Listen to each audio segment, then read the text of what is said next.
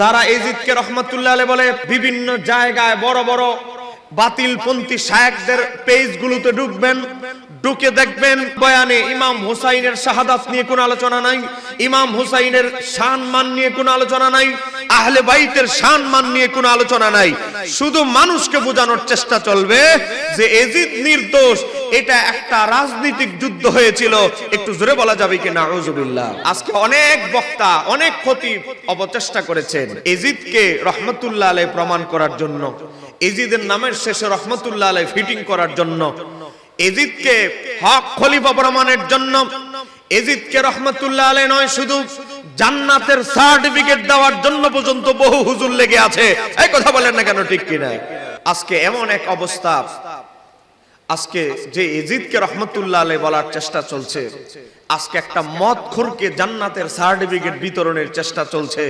আমরা হতবাক। তারা কি ইতিহাস পড়েছে? আমি আপনাদেরকে একটা ইতিহাসের কিতাব দেখাচ্ছি, যেহেতু আজকে আমার পুরো ওয়াজই হচ্ছে ইতিহাসের। আমার হাতে দেখতে পাচ্ছেন একটি ইতিহাসের কিতাব। এই বইটির নাম হচ্ছে আল বিদায়া ওয়ান নিহায়া। এটি লিখেছেন আমাদের কওমি ভাইদের প্রিয় ইমাম, আমাদের জামাত ইসলামীর ভাইদের প্রিয় মুফাসসির, আমাদের আহলে হাদিস ভাইদের প্রধান ইমামদের একজন। তার নাম হচ্ছে ইমাম ইবনে কাসির। তার গ্রহণযোগ্যতা নিয়ে কোনো প্রশ্নবিদ্ধ করার কোনো সুযোগ নাই। সে ইমাম ইবনে কাসির আল বিদায়া ওয়ান নিহায়া কিতাব লিখেছেন। সেই কিতাবের 8 নম্বর খণ্ডে, এটা আমরা অনুবাদ করিনি, এটা আরবি বাংলা দুইটাই আমার কাছে আছে, অনুবাদ করেছে ইসলামিক ফাউন্ডেশন বাংলাদেশ গভর্নমেন্ট থেকে বের হয়েছে। এই বইয়ের ভিতরে 429 পৃষ্ঠার ভিতরে এসেছে, 429 পৃষ্ঠার ভিতরে এজিদের 18টা কুকর্মের তালিকা এখানে তুলে ধরা হয়েছে। 18টা কুকর্মের তালিকার ভিতরে অন্যতম একটা হলো প্রতিদিন সে মদ পান করত। একটু জোরে বলেন নাউজুবিল্লাহ। প্রতিদিন সে মদ পান করত। এই প্রতিদিন শব্দটা যদি না থাকে, আসিয়া নয়, গোটা চট্টগ্রাম নয়, বাংলার জমিনে জীবনে কোনোদিন ওয়াজের মঞ্চে কথা বলবো না।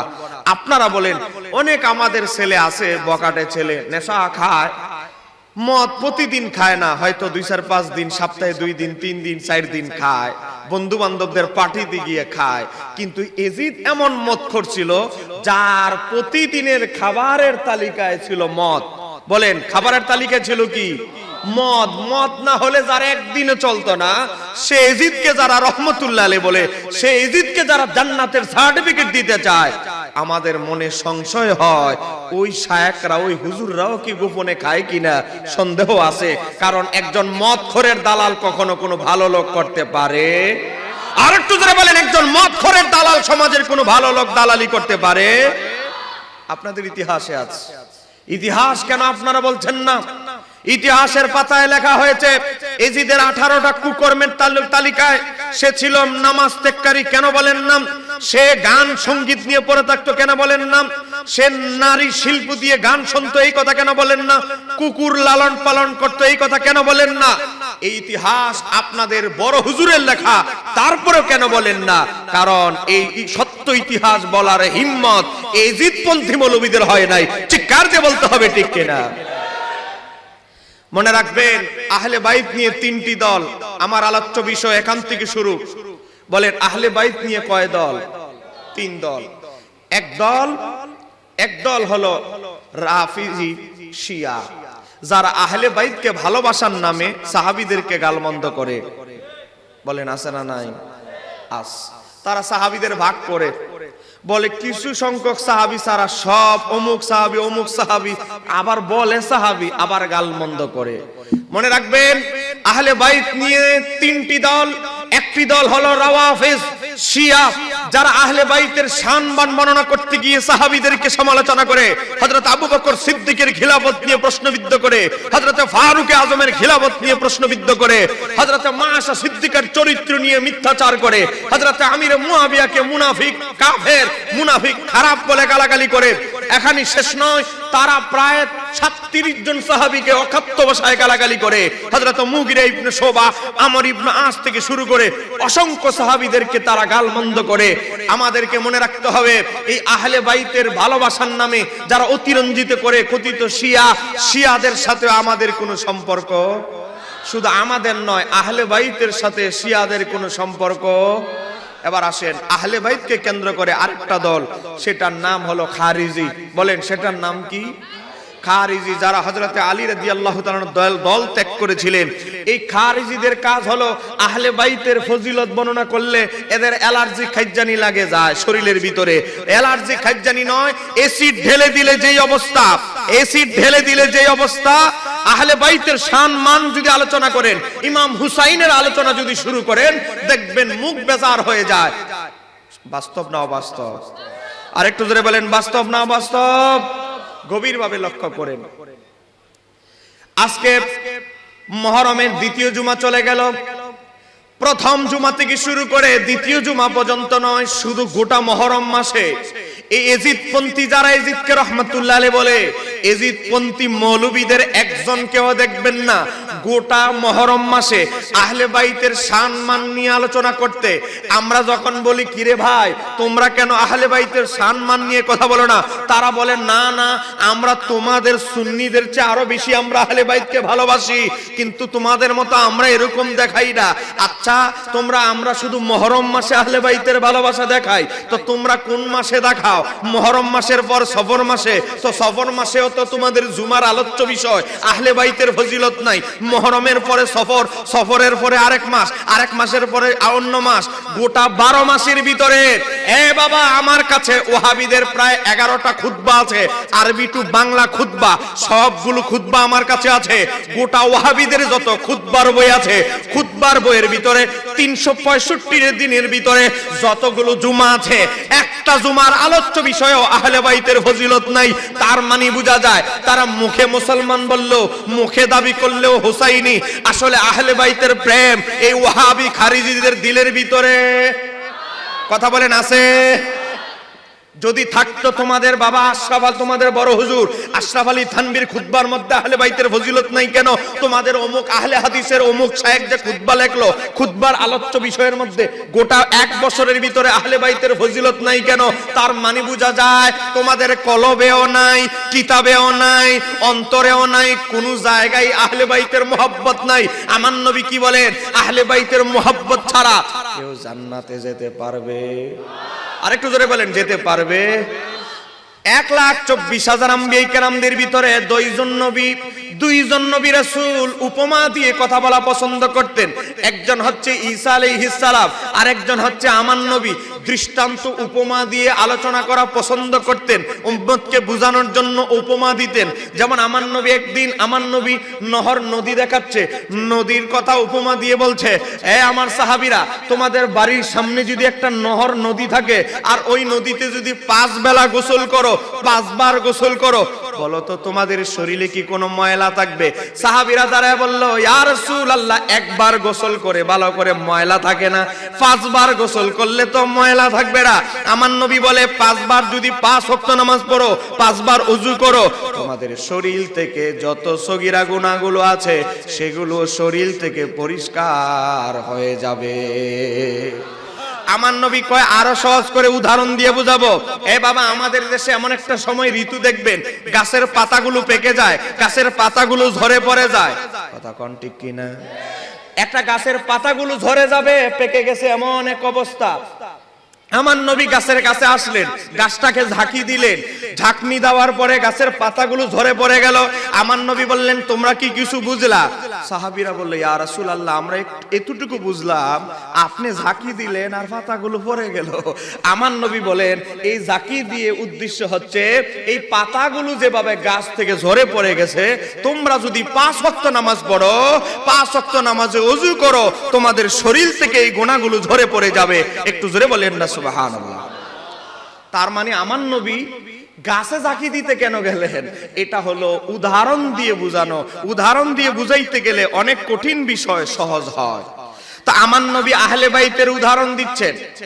আমার নবী আহলে বাইতের উদাহরণ দিচ্ছেন, মাসালু আহলে বাইতি, আমার আহলে বাইতের মিসাল উপমা। কারণ আমি আগে বলেছি দুইজন নবী 1,24,000 নবী রাসূলদের ভিতরে দুইজন নবী দৃষ্টান্ত উপমা দিয়ে কথা বলা পছন্দ করতেন বুঝানোর সুবিধার্থে। তা আমার নবী আহলে বাইতরে বুঝাচ্ছে, হে আমার সাহাবীরা শুনে রাখো আমার আহলে বাইত কেমন জিনিস। আমার নবী বলে মাসালু আহলে বাইতি, আমার আহলে বাইতের উপমা কি জানো? আমার আহলে বাইতের উপমা হচ্ছে মাসালু সাফিনাতুন নূহ আলাইহিস সালামের কিস্তির মতো, নৌকার মতো। নূহ আলাইহিস সালামের নৌকা মানে বুঝো, নূহ আলাইহিস সালামের নৌকায় যারা উঠতে পেরেছিল নাজা মুক্তি পেয়েছে। নূহ আলাইহিস সালামের নৌকায় যারা উঠতে পারে নাই পানিতে ডুবে সবাই ধ্বংস হয়ে গিয়েছে। অতএব আমার আহলে বাইতকে যদি মনে প্রাণে ভালো না বাসো, এ আমার উম্মতেরা মনে রাখো, আমার আহলে বাইতকে যদি হৃদয়ে ধারণ না করো, তাহলে নূহ আলাইহিস সালামের নৌকায় যারা উঠতে পারে নাই তারা যেমনি ভাবে ধ্বংস হয়ে গেছে তদ্রূপ তোমরাও ধ্বংস হয়ে যাবে। একটু জোরে বলা যাবে কি সুবহানাল্লাহ? একদিকে আমার নবী আহলে বাইতকে উপমা দিচ্ছে, অপরদিকে আমার নবী বলছে, মিশকাতুল মাসাবিতে এসেছে এই হাদিসটা প্রায় 11 জন সাহাবী বর্ণনা করেছে। একটু জোরে বলেন না মারহাবা। ইমাম ইবনে হাজার হাইতামি মক্কি কিতাবের নাম আস-সাওয়াইকুল মুহরিকা, সেখানে সবগুলো সনদ তিনি উল্লেখ করেছে। এমনকি বড় বড় একেবারে ইমাম হাকিম নিসাবুরি হাদিসটিকে সহিহ বলেছে। ইমাম জালালউদ্দিন সুয়ুতি সবগুলো হাদিসকে একসাথে উল্লেখ করে তার কিতাবের নাম বিশ্ববিখ্যাত হাদিসের সংকলিত কিতাব আল জামিউস সগীর 8143 নম্বর হাদিসে ইমাম সুয়ুতি বলেছেন হাদিসটা সহিহ। তাহলে কি বোঝা গেল? আহলে বাইত হলো নূহ আলাইহিস সালামের কিস্তির মতো। নূহ নবীর নৌকায় যারা উঠতে পেরেছে মুক্তি পেয়েছে, নূহ নবীর নৌকায় যারা উঠতে পারে নাই হালাক ধ্বংস হয়ে গেছে। আহলে বাইতকে যদি মুসলমান দাবি করে, আহলে বাইতকে হৃদয়ে মুহাব্বত ধারণ না করে, মুহাব্বত না করে, তার জন্য নাজাত জান্নাতে যাওয়া সম্ভব নয়। টিক্কার দিয়ে বলতে হবে ঠিক কিনা? এবার আসেন, এক হাদিসে এই কথা বলছে, অপর হাদিসে আমার নবী বলছে as-সাহাবী কান-নুজুম, আমার সাহাবীরা হলো আকাশের তারকা তুল্য। একদিকে আমার নবী বলছে, ও আমার উম্মত, আমার আহলে বাইত হচ্ছে নূহ আলাইহিস সালামের কিস্তির মতো, নৌকার মতো, জাহাজের মতো। একদিকে আমার নবী বলছে এই কথা, অপরদিকে আমার নবী বলছে আমার সাহাবীরা হচ্ছে আকাশের নক্ষত্র তুল্য। এ বাবা, জান্নাতে যাওয়ার জন্য ও আমার বাবার ভাইয়েরা জাহাজে উঠলেন, নৌকায় উঠলেন। এখন জাহাজে ওঠার পরে আপনি জান্নাতে যাবেন, নির্দিষ্ট জায়গায় রওনা দিবেন। জাহাজ পরিচালনা করে নাবিকরা বলে আমরা জাহাজে পরিচালনা করি, জাহাজ পরিচালনা করি আকাশের তারকা দেখে। জোরে বলতে হবে কি দেখে? আপনারা কি ঘুমায় গেছেন নাকি 9টা বাজে? বলেন, নাবিকেরা জাহাজ পরিচালনা করে রাস্তা নির্ণয় করে কি দেখে? আরেকটু জোরে বলেন কি দেখে? তো এখন আহলে বাইতরে ভালোবাসলেন, নৌকায় আরোহণ করলেন, জাহাজে উঠলেন, আবার সাহাবীদেরকে বিরোধিতা করলেন, সাহাবীদের বিরোধিতা করলেন, রাস্তা ভুলে গেলেন, তারকা হারায় ফেললেন, মানে নৌকা ঠিক মতো জাহাজ চলবে না। বাবা, সাহাবীদেরকে গালমন্দ করলেন, সাহাবীদের বিরোধিতা করলেন। এখন আপনি জান্নাতে যাওয়ার জন্য আহলে বাইতকে ভালোবাসলেন আর সাহাবীদেরকে গালাগালি করলেন। তো সাহাবীদেরকে গালাগালি করার কারণে তারকা মুছে গেল। আপনি জাহাজে উঠলেন, কিন্তু জাহাজ যে সঠিক পথে চলবে, সঠিক পথে যাওয়ার রাস্তা হারায় ফেললেন। তার মানে আমার নবী বলছে আমার আহলে বাইত নূহ আলাইহিস সালামের কিস্তির মতো, আর আমার সাহাবীরা আকাশের এক তারকা তুল্য। নৌকা যেমন নদী পার হতে নৌকা জাহাজের দরকার, তদ্রূপ রাস্তা সঠিক জাহাজ পরিচালনার জন্য তারকার দরকার। আমার আহলে বাইতকেও সারা যাবে না, আমার সাহাবীদেরকেও সারা যাবে না। কথা বলেন না কেন? ঠিক কিনা? আমার নবী দুইটারই উপমা দিয়েছেন, সাহাবীদেরকে উপমা দিয়ে বুঝিয়েছেন, আবার আহলে বাইতরে উপমা দিয়ে বুঝিয়েছেন। অতএব আমরা আহলে সুন্নাত ওয়াল জামাত, আমরা আহলে বাইতকেও ভালোবাসি, সাহাবীদেরকেও ভালোবাসি। চিৎকার দিয়ে বলতে হবে ঠিক কিনা? আর আজকে আহলে বাইতকে ঘৃণা করে, বিদ্বেষ পোষণ করে একদল হয়ে গেল জাহান্নামী খারিজি। আবার আহলে বাইতকে ভালোবেসে সাহাবীদেরকে গালমন্দ করে, আহলে বাইতকে ভালোবাসে অতিরঞ্জিত করে, সীমা রেখা অতিক্রম করে সাহাবীদের গালমন্দ করার কারণে তারাও জাহান্নামী। তা আমরা শিয়াদের সাথেও নাই, আমরা নাসিবী খারিজির সাথেও নাই, আমরা হলাম আহলে সুন্নাত ওয়াল জামাত। আহলে সুন্নাত ওয়াল জামাত কি শিক্ষা দেয়? সাহাবীকে সাহাবীর জায়গায়, আহলে বাইতকে আহলে বাইতের জায়গায় সম্মান দাও, ভালোবাসো। আর এই দুইটার সমন্বয় সাধনকারী দলের নাম হচ্ছে আহলে সুন্নাত। আর একটু জোরে বলেন আহলে সুন্নাত। এই আহলে সুন্নাত ওয়াল জামাত হাসরের ময়দানে জান্নাতি একমাত্র দল হবে। কুরআনুল কারীমে আমার আল্লাহ বলছে ইয়াউমা তাবিয়াদ্দু উজুহুন ওয়া তাসওয়াদ্দু উজুহুন, হাসরের ময়দানে উম্মতে মুহাম্মাদীর এক দলের চেহারা থেকে নূর চমকাবে, আরেক দলের চেহারা হবে ওয়া তাসওয়াদ্দু উজুহুন, হাসরের ময়দানে আরেক দলের চেহারা হবে কুৎসিত। আমাবস্যার রাত যেমনি ভাবে অন্ধকারময়, তাদের চেহারাটা এমন কুৎসিত হয়ে যাবে। ও মাওলা, তুমি তো কুরআনুল কারীমে সূরা আল ইমরান 106 নম্বর আয়াতে বুঝাইয়া দিলা, একদল জান্নাতি হবে উম্মতে মুহাম্মাদী, যাদের চেহারার মধ্যে নূর চমকাবে, আরেক দল কুৎসিত হবে, কাদের চেহারা থেকে নূর চমকাবে আর কাদের চেহারা কুৎসিত হবে জানার দরকার আছে না নাই? দেখেন আমার হাতে একটা তাফসীরের কিতাব দেখতে পাচ্ছেন, এই তাফসীরটার নাম হচ্ছে আদ-দুররুল মানসুর, লিখেছেন নবম শতাব্দীর মুজাদ্দিদ ইমাম জালালউদ্দিন সুয়ুতী, যিনি জাগ্রত অবস্থায় আমার নবীকে 75 বার দেখেছেন। বলেন না কয়বার? আমি যেভাবে আমাদের অতিথি সাহেবকে দেখছি, মেহমানদেরকে দেখছি, আপনারা যেভাবে আমারে দেখছেন, ইমাম সুয়ুতী আল্লাহর হাবিবের এত নৈকট্য অর্জন করেছিলেন, নবীর প্রেমে এত ফানা ছিলেন, আল্লাহর হাবিব স্বয়ং জাগ্রত অবস্থায় 75 বার দিদার দিয়েছেন। এই আয়াতের তাফসীর করতে গিয়ে নবম শতাব্দীর মুজাদ্দিদ ইমাম জালালউদ্দিন সুয়ুতী রাহমাতুল্লাহ আলাইহি তাফসীর আদ-দুররুল মানসুরের ভিতরে ও বাবা 106 নম্বর আয়াতের তাফসীর করতে গিয়ে লিখতেছেন, ও আন ইবনে আব্বাসিন ফি হাযিহিল আয়াত রাইসুল মুফাসসিরিন, নবীর সাহাবীদের যুগ থেকে কিয়ামত পর্যন্ত উম্মতের যিনি সবচেয়ে বড় মুফাসসির হযরতে আব্দুল্লাহ ইবনে আব্বাস, তিনি এই আয়াতের তাফসীর করতেছেন। কওয়ালা, তিনি বলছেন তাবিয়াদ্দু উজুহুন, হাসরের ময়দানে যাদের চেহারা থেকে নূর চমকাবে, তারা কারা? হযরতে আব্দুল্লাহ ইবনে আব্বাস বলে সেই দলের নাম হচ্ছে আহলে সুন্নাত ওয়াল জামাত। কারো লাগলে, কারো সন্দেহ লাগলে যাওয়ার সময় ছবি তুলে নিয়ে যাবে। তারপরে বলছে ওয়া তাসওয়াদ্দু উজুহুন, হাসরের ময়দানে কাদের চেহারা কুৎসিত হবে? হযরতে ইমাম জালালউদ্দিন সুয়ুতী বলে আহলিল বিদাই ওয়াদ দালালাতি, যত গুমরা বাতিল ফেরকা আছে, শিয়া বলেন, খারিজি বলেন, ও বাবা ওয়াহাবি বলেন, অমুক বলেন, সেই বলেন, যত দলালা গুমরা দল আছে, যত আহলে বেদাতি বাতিল ফেরকা আছে, তাদের চেহারাটা হাসরের ময়দানে কুৎসিত বানিয়ে দিবেন আমার আল্লাহ। নবী রাসূল, শহীদ, সিদ্দিকিন তারা দেখা মাত্রই বুঝে ফেলবে, আরে এরা তো বেজাল দলের সদস্য ছিল, অমুকের ছেলে অমুক, সে তো দুনিয়ায় থাকতে অমুক বেজাল দলের শিয়া দলে চলে গিয়েছে, আল্লাহ তার চেহারাটা কুৎসিত বানিয়ে দিয়েছে। অতএব হাসরের ময়দানে জান্নাতি হবে কয় দল? আরেকটু আসতে বলেন, কয় দল? সেই দলের নাম আহলে সুন্নাত। আমি যত ওয়াজি করি আগে দল ঠিক করতে হবে, দল ঠিক না করলে আমার আজকের আলোচ্য বিষয় বোঝা সম্ভব নয়।